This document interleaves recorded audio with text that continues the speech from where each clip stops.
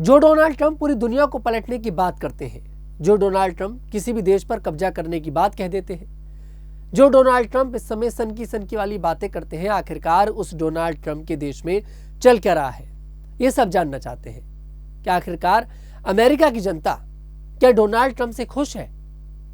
क्या अमेरिका की जनता चाहती है कि डोनाल्ड ट्रंप इसी तरह काम करते रहें?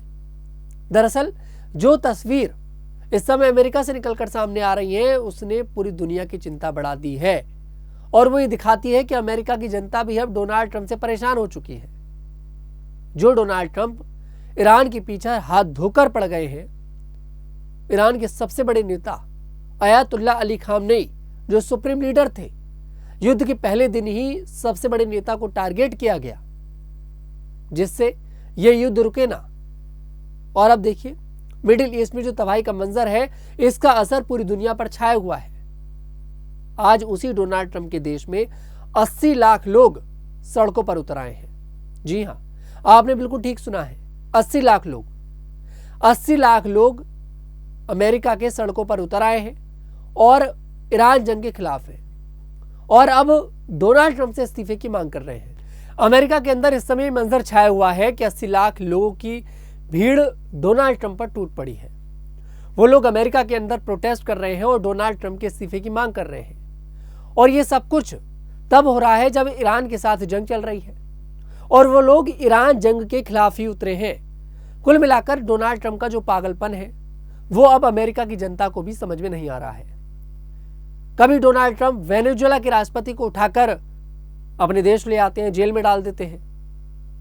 कभी ईरान के सबसे बड़े नेता पर सीधे टारगेट कर देते हैं, उनकी हत्या कर देते हैं। उसके बावजूद भी डोनाल्ड ट्रंप अपने लिए अवार्ड मांगते हैं, नोबेल पुरस्कार मांगते हैं, शांति नोबेल पुरस्कार।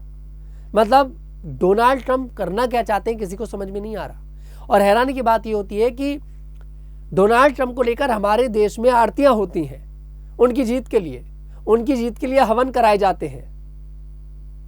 मतलब अरे भाई, उस देश की जनता से तो पूछ लो कि उस देश की जनता क्या चाहती है, अमेरिका की जनता क्या चाहती है।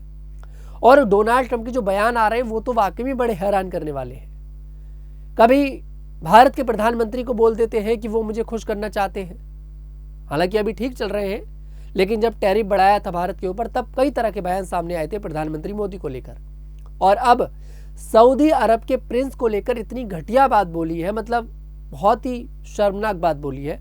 मैं उस बात को आप लोगों के लिए बता भी नहीं सकता।